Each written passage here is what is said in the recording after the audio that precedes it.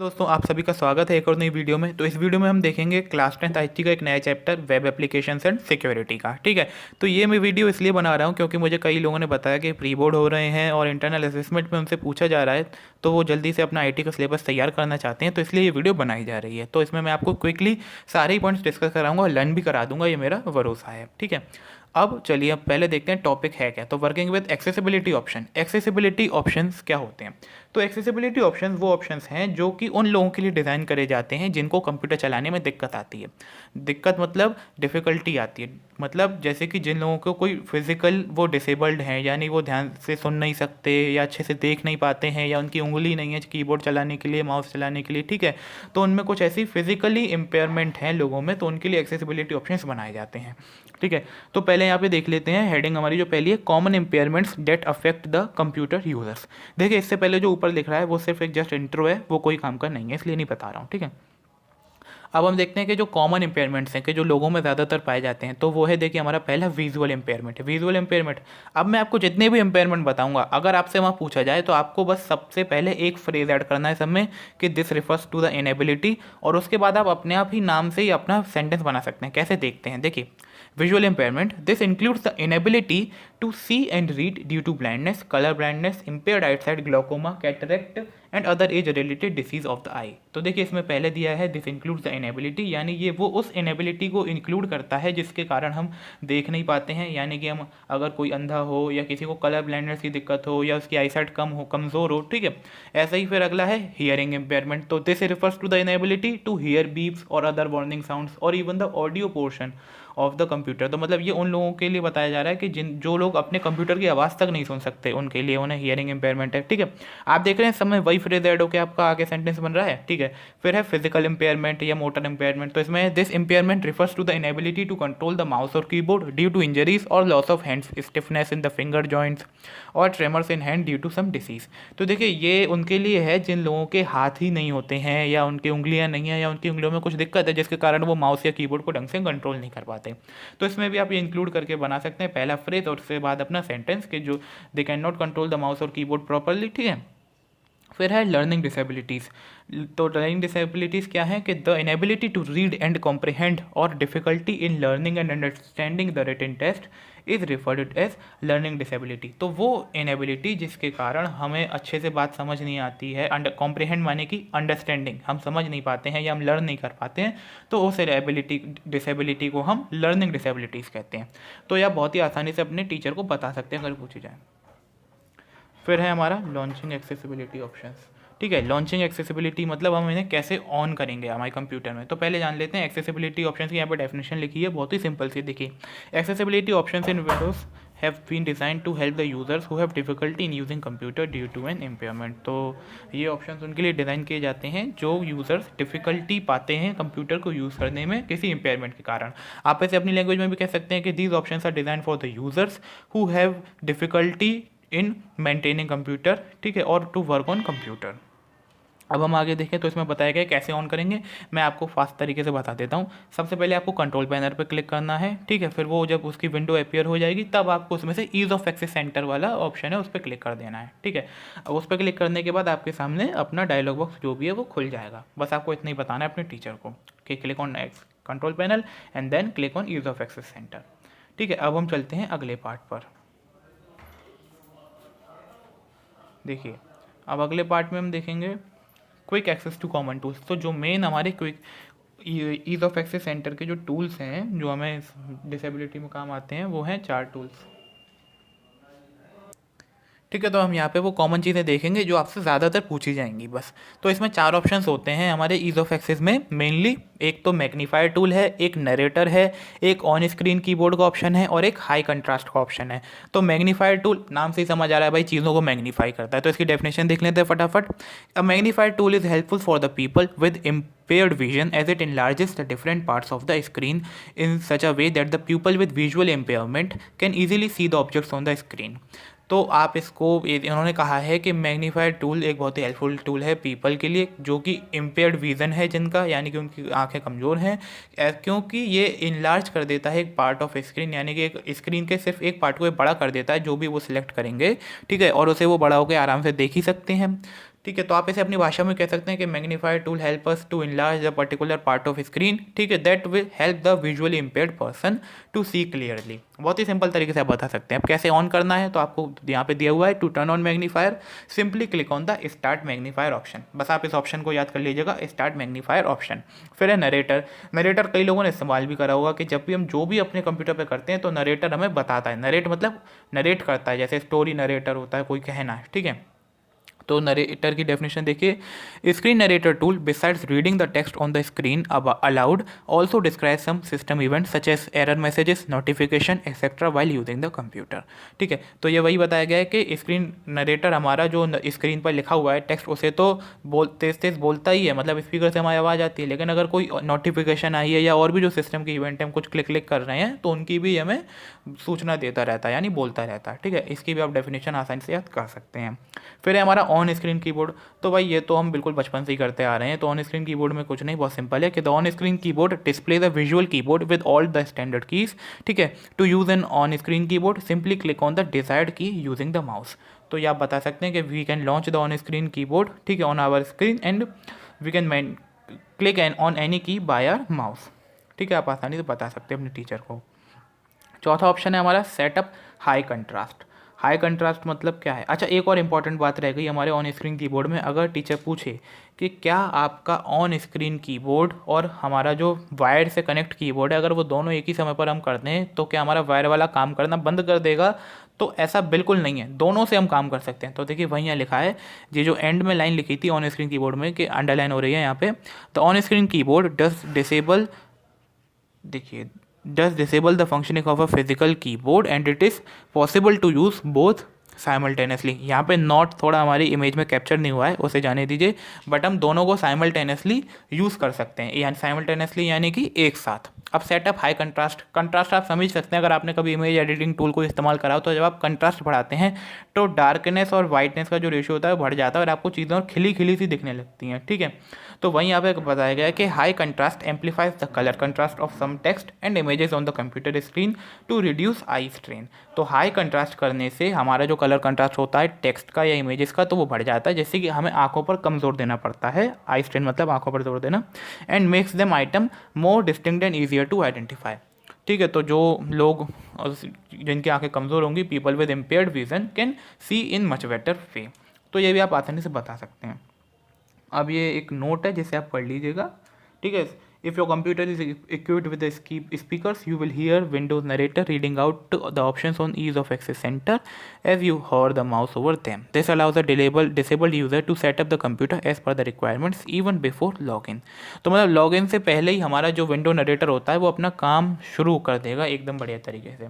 अब इसके बाद आता है एक्सप्लोर ऑल सेटिंग्स। तो एक्सप्लोर ऑल सेटिंग्स में क्या है, अभी तो हमने मेन 4 ऑप्शन देखे, बट अगर और डिटेल है इसमें, जैसे अभी तो ये इतना सही नहीं, बहुत बड़ा है वर्किंग विद एक्सेसिबिलिटी ऑप्शन, तो उसमें और भी सारे ऑप्शंस कई सारे आते हैं। उनमें मैं आपको सारे नहीं बताऊंगा क्योंकि वो ज़रूरी नहीं है, मैं आपको मेन बताऊंगा। ठीक है, देखिए अगर आप चाहें तो पढ़ सकते हैं, यहाँ पे इमेज आपको दिख ही रही है, आसानी से आप देख लीजिए। Use the computer without a display. अगर हम कंप्यूटर को अपने बिना डिस्प्ले के यूज़, डिस्प्ले से मतलब है कि कोई अगर व्यक्ति आंखों से देख नहीं सकता है तो वो अच्छे से चलाना चाहता है, ठीक है, जिसको आंखों से देखने में दिक्कत है, तो देखिए वो किन किन ऑप्शंस का यूज़ कर सकता है। आप सिर्फ नाम याद कर लीजिए, नरेटर का, ऑडियो डिस्क्रिप्शन का। ऑडियो डिस्क्रिप्शन यानी कि ये नरेटर की ही तरह ही है, बट ये थोड़ा और डिस्क्राइब करके बोलता है और चीज़ों को, और कुछ नहीं। बाकी फिर है turn off all unnecessary animations. हम जो अननेसेसरी एनिमेशन इफेक्ट्स होते रहते हैं कि वो चीज़ ऐसे आ रही है, ओपन ऐसे हो रही है, फेडिंग हो रही है, ठीक है, उन सबको क्लोज कर सकते हैं। और ऐसा है how long should window notification dialog boxes stay open. तो देखिए ज़्यादा इंपॉर्टेंट नहीं है, आप ऊपर के 2-3 याद कर लीजिएगा, बस नाम ही नाम बहुत है इनका। तो इस ऑप्शन का मतलब था वैसे कि जब हमारा कोई नोटिफिकेशन आती है तो नोटिफिकेशन का डायलॉग बॉक्स कितनी देर तक ओपन रहना चाहिए, हम अपने कंप्यूटर में ये सेट कर सकते हैं, जिससे कि हमारे जो विजुअली इम्पेयर्ड पर्सन है उसको दिक्कत ना हो। ठीक है, आंखों पे जोर ना हो या ज़्यादा रोशनी ना पड़े। ठीक है, अब हम बात करते हैं, ये तो हमने देखा कि हाउ टू मतलब operate computer without a display. अब हम देखते हैं कि कैसे हम कंप्यूटर की फंक्शनिंग को और ईजियर बनाएंगे। तो देखिए अभी हम ऑप्शन देखते हैं, इसको थोड़ा मैं, आप ज़रा अपनी स्क्रीन को रोटेट शायद कर लीजिएगा। Final tune display effects. तो देखिए फाइनल ट्यून डिस्प्ले इफेक्ट्स, इसके अलावा हमें ऑप्शन मिल जाता है इसमें। फाइनल ट्यून डिस्प्ले इफेक्ट से क्या होता है, this option allow you to customise the appearance of certain items on your desktop. तो जैसे हम कुछ अपीयरेंसेस बदल सकते हैं कुछ ऐप्स की या किसी भी चीज़ की, ठीक है। ये make the focus rectangle thicker, हम चाहते हैं तो जो हम फोकस करते हैं ना तो एक रेक्टेंगल सा बन के आता है, उसको हम और मोटा कर सकते हैं। फिर क्या है, set the thickness of the blinking cursor, तो जो भी ब्लिंकिंग हमारा कर्सर जो होता है बेसिकली हम उनको बड़ा कम ज़्यादा कर सकते हैं, कलर बदल सकते हैं, ठीक है। आप करके देखिएगा ये। रिमूव बैकग्राउंड इमेजेस, हमारी जो बैकग्राउंड में इमेजेस फालतू होती हैं या हमारा एक के ऊपर एक आ जा रहा है उसे हम हटा जा सकते हैं अपने इन ऑप्शंस की मदद से। अब use the computer without a mouse और कीबोर्ड, तो ये इंपॉर्टेंट है कि हम कैसे किसी भी कंप्यूटर को माउस के बिना यूज़ करें या फिर कीबोर्ड के बिना। देखिए अगर दोनों ही चीज़ें नहीं होंगी तो हम कुछ नहीं कर पाएंगे, लेकिन हाँ एक चीज़ तो होनी चाहिए। पहला इसमें ऑप्शन है हमारा यूज़ ऑन स्क्रीन कीबोर्ड, यानी कि हम ऑन स्क्रीन कीबोर्ड की मदद ले सकते हैं, जिससे हमारा वायर वाले कीबोर्ड की कोई ज़रूरत नहीं है, सिर्फ हम माउस से अपना कीबोर्ड चला लेंगे। इसको हम डिस्कस कर चुके हैं पहले ही। फिर है हमारा यूज़ स्पीच रिकग्निशन, तो इसमें हम क्या करेंगे, बोल बोल के कमांड्स देंगे कंप्यूटर को और वो उस हिसाब से ऑपरेट करेगा, ठीक है। ये लेकिन थोड़े ज़्यादा अच्छे कंप्यूटर होंगे तो उन्हीं में हम अच्छे से कर सकते हैं, ठीक है। अब हम आगे देखते हैं। अगला है हमारा make the mouse easier to use,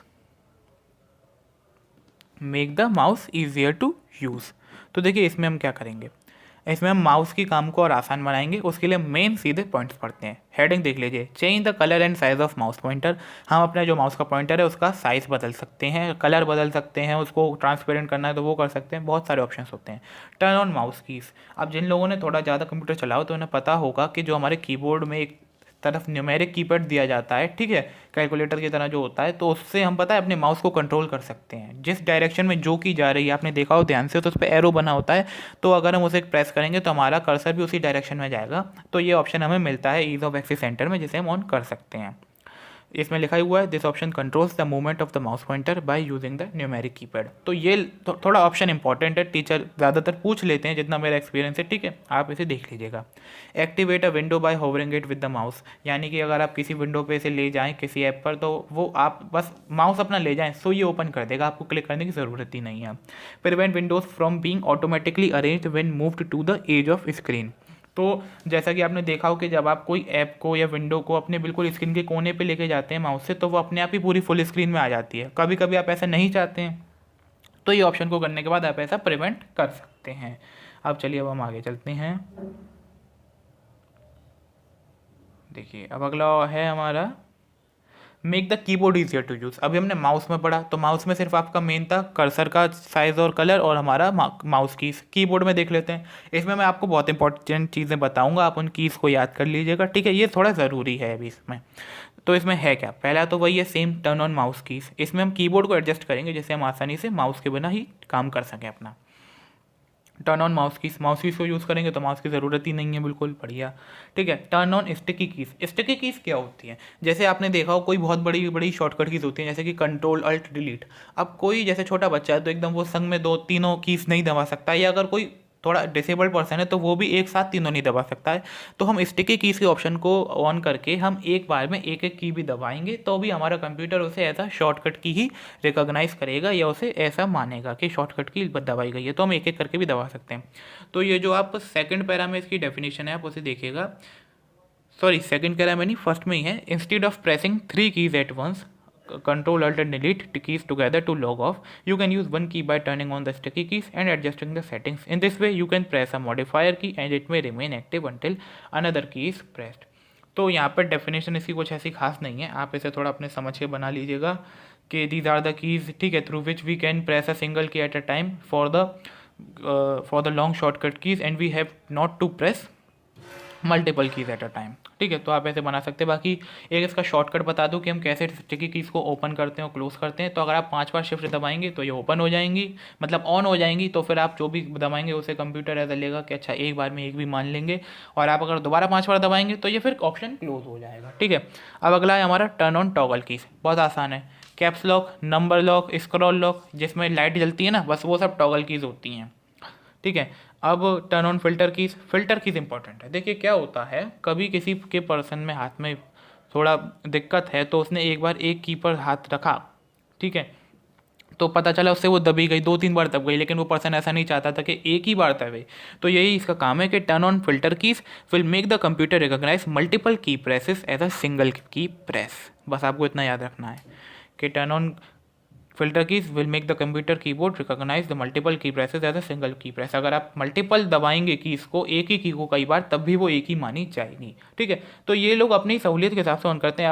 अगर ऐसा आप कहें कि सर ऐसे तो ये दिक्कत हो जाएगा, तो लोग अपने हिसाब से ऑन करते हैं।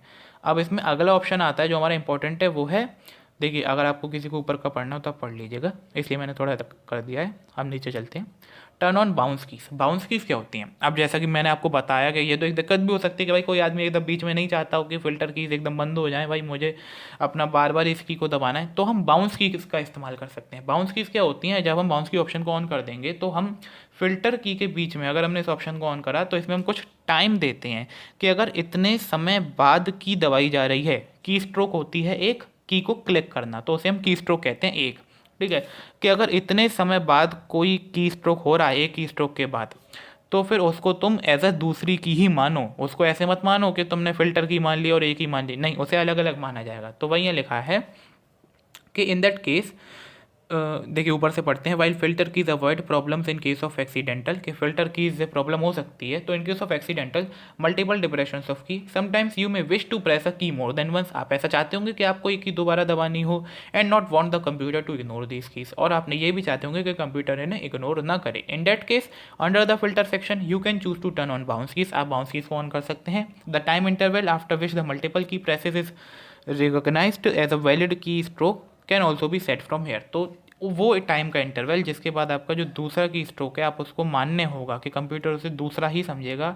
इफ़ द, तो आप अगर उसके बाद दबाएंगे तो आपकी की मानी जाएगी। हाँ, अगर आपने उससे पहले दबा दिया तो आपकी की नहीं मानी जाएगी।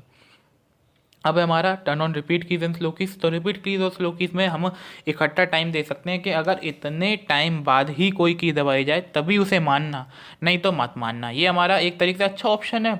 ठीक है, हमें फिल्टर कीज और बाउंस कीज में बार बार सेटिंग नहीं करनी पड़ेगी अगर एक बार हमने ये कर दिया। हाँ, लेकिन जो लोग थोड़ा टाइप फास्ट करते हैं तो वो अपने हिसाब से सेटिंग करें इसमें, कि उन्हें ये देना होगा कि हमने एक की स्ट्रोक प्रेस करा, एक की को, तो दूसरे की को हमें उतने ही टाइम बाद प्रेस करना होगा। अगर हमने उस टाइम से कम में प्रेस कर दिया जो हमने इंटरवल इसमें दिया है, तो वो हमारी की मानेगा ही नहीं कंप्यूटर, वो समझेगा कुछ नहीं दबा है। ठीक है, आप इसे ऐसे समझ सकते हैं। अब हम यहाँ आते हैं अपना, देखिए, यूज़ टेक्स्ट और विजुअल अल्टरनेटिव्स फॉर साउंड। हम टेक्स्ट और विजुअल अल्टरनेटिव्स का भी यूज़ कर सकते हैं साउंड के लिए। For those who have difficulty in hearing, ठीक है, window provides alternatives where one can choose to have visual clues instead of sound. From the ease of access center, click on use text or visual alternatives for sound. The first checkbox is sound sentry. If the box is checked, then visual notification will be provided instead of sound. तो देखिए, जो लोग सुन नहीं सकते हैं वो सिर्फ देख ही सकते हैं, तो उनके लिए ऑप्शन है, बेसिकली आपको इस ऑप्शन को ऑन करना है जिसका नाम है यूज़ टेक्स्ट और विजुअल अल्टरनेटिव फॉर साउंड। इसके बाद आपको जब भी कोई साउंड में नोटिफिकेशन आएगी तो उसकी जगह आपको स्क्रीन पर दिखा देगा और अच्छे से। ठीक है, बस यही है, और ये ज़्यादा काम का नहीं है हमारे, इसलिए ज़्यादा पूछता भी नहीं जाता है। बाकी make it easier to focus on task, कि हमें एक जल्दी से आसान करना है इस काम को, कि जब भी हम फोकस करें किसी चीज़ पे तो वो थोड़ा अच्छे से फोकस हो। ठीक है, यहाँ पे हमारे सारे एक्सेसिबिलिटी ऑप्शंस ख़त्म होते हैं। मैंने बहुत क्विकली इसे ख़त्म करने की कोशिश की है, उम्मीद करता हूँ आपको समझ आए होंगे। चलिए अब आगे चलते हैं।